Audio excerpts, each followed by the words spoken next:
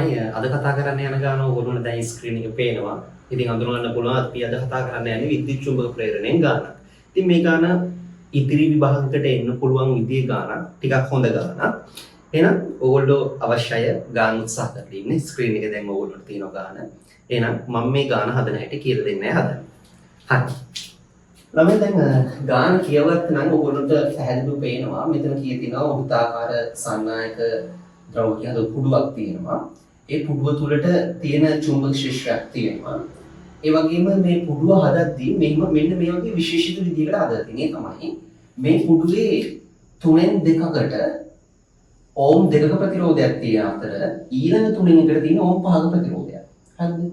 ඒ වගේම අර වෘත්තාකාර පුඩුවේ 3න් 2 කොටස සහ 3න් 1 කොටස සම්බන්ධ වන තැන් දෙක 3න් 2 සහ 3න් 1 සම්බන්ධ වෙන තැන් දෙක හරහා නැවතත් කම්බි දෙකක් දාලා ඇමීට්‍රැක් සම්බන්ධ කරලා තියෙනවා. ඒ වගේම ගාන කියලා තියෙනවා මේ 3න් 1 කොටසේ ප්‍රතිරෝධය ඕම් 5ක් 3න් 2 කොටසේ ප්‍රතිරෝධය ඕම් 2ක් තව කියලා තියෙනවා. ඒ වගේම යොදලා තියෙන ඇමීට්‍රැක් ප්‍රතිරෝධය 0.5 කියලා තියෙනවා. විශේෂම දේ තමයි මේක හරහා මේ තුරට තියෙන චුම්බක ක්ෂේත්‍රය නියත එකක් නෙමෙයි. ඒක වෙනස් වෙන එක. 0.4යි තප්පරයකට ටෙස්ලාකින් ශීඝ්‍රතාවය වෙනස් වෙනවා කියලා අපිට ගාන කියලා තියෙනවා. ඉතින් විද්‍යුත් චුම්බක ප්‍රේරණයේ මූලිකම සිද්ධාන්ත මොකක්ද?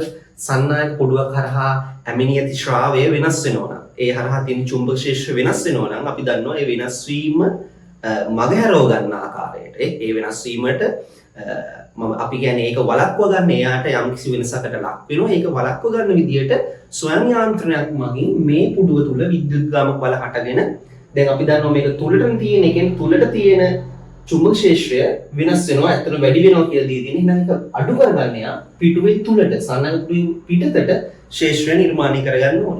ඉතින් එහෙම ක්ෂේත්‍ර නිර්මාණය කරගන්න නම් මේක ස්වයං යාන්ත්‍රණයක් මගින් මේ මත විද්‍යුත් ගාමක බල හටගෙන ධාරා ගමන් කරන්න ඕනේ. එහෙම ධාරා ගමන් කරනකොට මේ ඇමීටරය හරහා ගමන් කරන ධාරාව තමයි හරි තියෙන්නේ. ඒ වගේම මේ සමස්ත පොඩුවේ වර්ගඵලය 0.3යි කියලා තමයි කියලා තියෙනවා. ඕක තමයි සරල ගාන හැඳින්වීම ඕන මම නැවත කරා.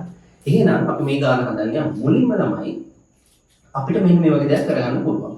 ඒ තමයි මම මුලින්ම මෙන්න මේ කොටස. ඒ කියන්නේ 3න් 2ට අහු වෙන 3න් 1ට අහු වෙන කොටස. මෙන්න මේ කොටසේ හට ගන්නා විද්‍යුත් ගාමක බලය විතරක් හොයාගන්නවා. ඉතින් අපි දන්නවා විද්‍යුත් ගාමක බලය වගේ ෆැරඩේ සමීකරණ දීලා තියෙනවා. E සමානයි ඩෙල්ටා ෆයි බෙදීම ඩෙල්ටා t චුම්බක ශ්‍රාව වෙනස් වීම ශීඝ්‍රතාව ඍණ ලකුණක් අවශ්‍ය නැහැ ගන්න ඉදිරියට. හරිද? එතකොට මේ ඩෙල්ටා ෆයි කියන්නේ මොකද්ද? අපි දන්නවා ඩෙල්ටා b වතාවක් ඒ කියන්නේ චුම්බක ක්ෂේත්‍රය නේ චුම්බක ශ්‍රාව ඝනත්වය ක්ෂේත්‍රය වඩා පිරිමකින් චුම්බක ශ්‍රාව ඝනත්වය ගුණ කිරීම හරස් කරලා. ඇත්තට මේකේ වෙනස ඩෙල්ටා b ඒ තමයි ඩෙල්ටා ෆයි කියන්නේ ශ්‍රාවය කියන්නේ. එතකොට තේරුම් ගන්න මෙතනදී වෙනස් වෙන්නේ ඩෙල්ටා මෙතනින් වෙනස් වෙන්නේ b ද a ද කියලා අපිට තේරුම් ගන්න පුළුවන්. ඉතින් මෙතන හරස්ඵල වර්ගඵල වෙනස් වෙන්නේ නැහැ වෙනස් වෙන්නේ b. එහෙනම් මේ සමීකරණය අවසාන වශයෙන් මේ විදිහට හදා ගන්න පුළුවන්. මම එක එක වතාවයි ලියන්නම්. හරිද? මූලික සිද්ධාන්ත මේවා.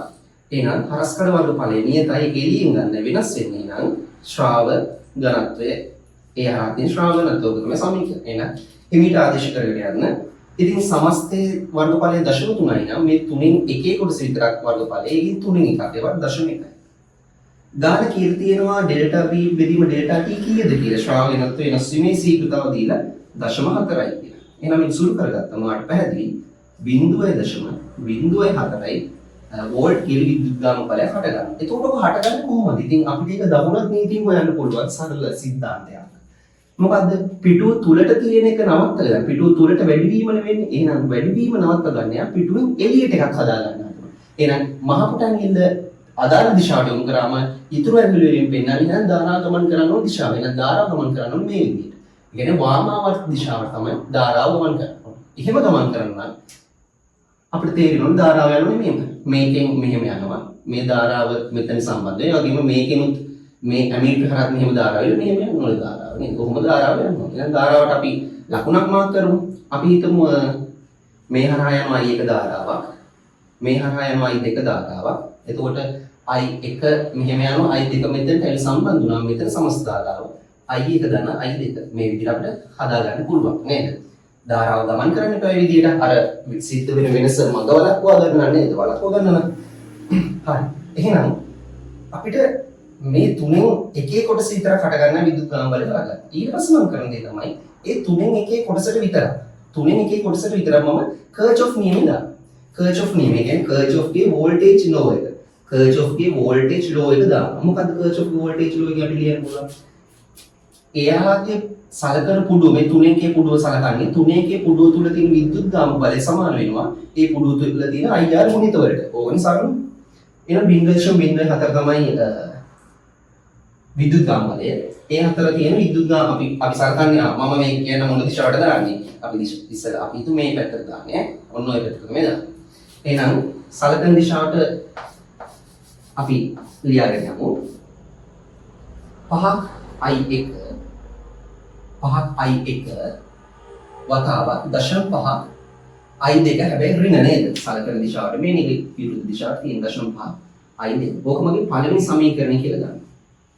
ඕක මගේ පළවෙනි සමීකරණය කියලා ගන්න. ඊට පස්සේ මම දැන් කරන්න හදන්නේ මේ සමස්ත පුඩුවම සලකන්න. සමස්ත පුඩුවම සලකලා සමස්ත පුඩුවේම හට දැන් මුලින් හෙව්වේ මේ තුනෙන් එකේ කොටසේ විද්‍යුත් ගාම බලය විතරයි. දැන් මම බලනවා සමස්ත පුඩුවම සලකුවොත් හට ගන්නා වුණ විද්‍යුත් ගාම බලය කොච්චරද කියලා. එහෙනම් ඒක නම් ලියනවා E සමානයි.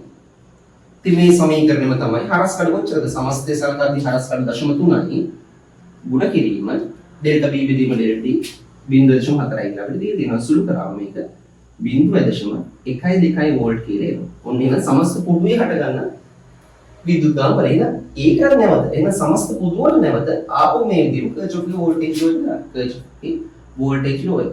එහෙනම් අපිට ලියන්න පුළුවන් මේ විදිහට නේද?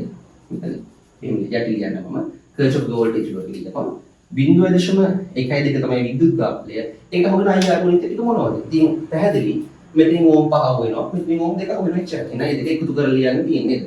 5යි I1 ධන මෙතන ප්‍රතිරෝධය 2යි I1 ධන මේ බලන්න මෙතන දැන් අහු වෙන අන්දාර I1 ධන I2 I1 ධන I2 මේක තව සුළු කිරීමක් කරගන්න පුළුවන් මේවා මෙතන 5ක් I1 තියෙනවා මෙතන දෙවාරයක් I1 තියෙනවා එතකොට මෙතන 5ක් I1 එකයි දෙවාරයක් I1 එකතු වුණාම 7ක් I1 7ක් I1 එහෙනම් ඒක මම මෙතනම ලියනවා 0.1යි දෙක සමානයි 5ක් I1 sorry 5ක් I1යි දෙකක් I1 එකතු වුණාම 7ක් I1යි ධන දෙකක් I2 කියලා සමීකරණ ඔක දෙක කියලා ගන්න. එහෙනම් මේ සමීකරණ දෙක විසඳන්න.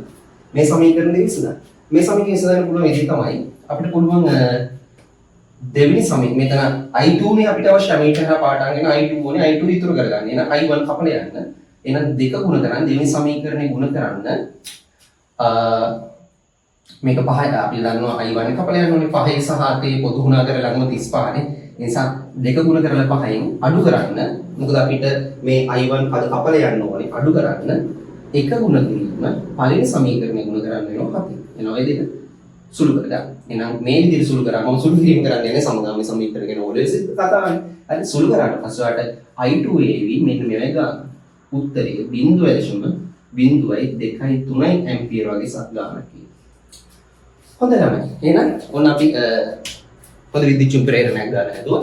අර මේක විස්තර කරන්න මෙච්චර වෙලා ගියාට මේක හදන්න විනාඩි දෙකකට ආසන්න වෙලාවක් යන්නේ නැහැ. ඇත්තටම ටක්ක් දාලා පුඩුවට මොකද මේ සමීකරණ පිළිගන්නේ නැහැ MCQ එකම නේද ටක්ක් දාලා මේම KVL ඉල්ලීනෙත් නැහැ. ඒ නිසා වෙලාව යන්නේ නැහැ. හරිද? එහෙනම් අපි තවත් මේ වගේ ප්‍රේරණ ගානකින් හම්බෙමු. මේ ගැන හොඳට ප්‍රැක්ටිස් කරලා විභාගයට